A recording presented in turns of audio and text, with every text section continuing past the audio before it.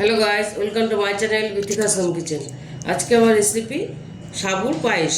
তো চলো আমি তোমাদের দেখাবো সাবুর পায়েস করতে কী কী উপকরণ আমি নিয়েছি। প্রথমে এখানে আমি 750 গ্রাম দেখো দুধ নিয়ে নিয়েছি। রেড কাউ দুধটা আমি এটা জাল দিয়ে রেখে দিয়েছি। আর এখানে নিয়েছি আমি 100 গ্রাম সাবু। এটা এক কাপ হয়েছে। আর 1 কাপ আমি জল দিয়ে 2 ঘন্টার মধ্যে 1.5-2 ঘন্টা ভিজিয়ে রেখেছিলাম। ভিজিয়ে সুন্দর এটা ভিজে গেছে। এখানে নিয়েছি আমি মিশ্রি, গোটা মিশ্রি, কিশমিশ, কাজু বাদাম আর একটা তেজপাতা। আর নিচে দুটো গুঁড়ো 10 টাকা দামের গুঁড়ো দুধের প্যাকেট আমুলিয়া। আর নিচে এখানে গুড়।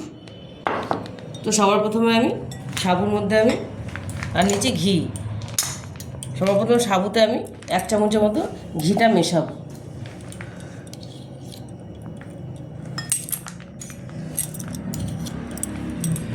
মিশিয়ে এটা আমি এটার সঙ্গে ভালো করে মিশিয়ে নেব। এটা আমি ভালো করে মিশিয়ে নিয়েছি। মিশিয়ে এটা আমি রেখে দেবো। এবার আমি কিছুটা দুধ এই বাটির মধ্যে নেব।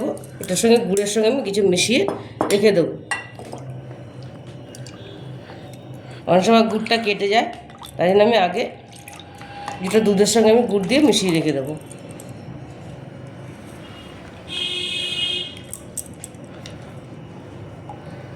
তোমরা যেরকম মিষ্টি খাও সেরকম বুঝে দেবে। আমি মিষ্টিটা পরে লাগলে আবার বুঝে দেবো। ওটা আমি মিশিয়ে রেখে দিলাম।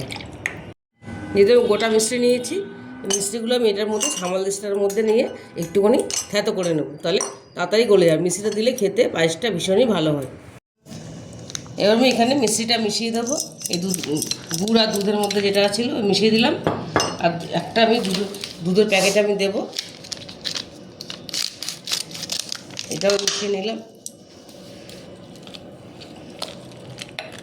এটা ভালো করে মিশিয়ে নেব। দেখো বড় পাত্রে আমি দুধটা বসিয়ে দিচ্ছিলাম, বাকি দুধটা ফুটে গেছে। এবার আমি সাবুটা দিয়ে দেবো। এবং ঘি মাখা সাবুটা আমি দিয়ে দিলাম। পায়েসটা খেতে ভীষণই ভালো লাগে, খুবই টেস্ট হয়।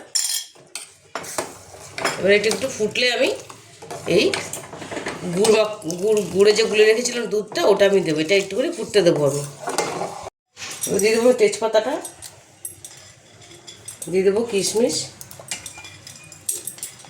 আর দিয়ে দেবো কাজু।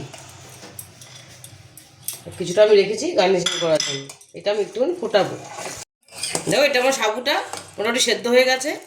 এবার আমি এই গোলা দুধটা দিয়ে দিলাম, মিষ্টির সঙ্গে দিয়ে দিলাম এটা। এবার এটা একটু ফোটাবো আমি।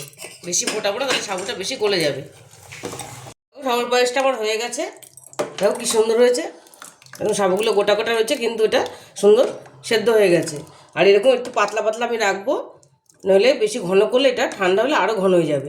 এবার এটা আমি নামিয়ে নেব। দেখো সাবুর পায়েসটা আমি গার্নিশিং করে নিয়েছি আমি। দেখো কী সুন্দর হয়েছে। তোমরা একবার এভাবে বাড়িতে বানিয়ে দেখো, ভীষণই ভালো হয় খেতে। আর যদি রেসিপিটা তোমাদের ভালো লেগে থাকে তাহলে আমাকে লাইক, শেয়ার আর সাবস্ক্রাইব করতে ভুলবে না। টাটা।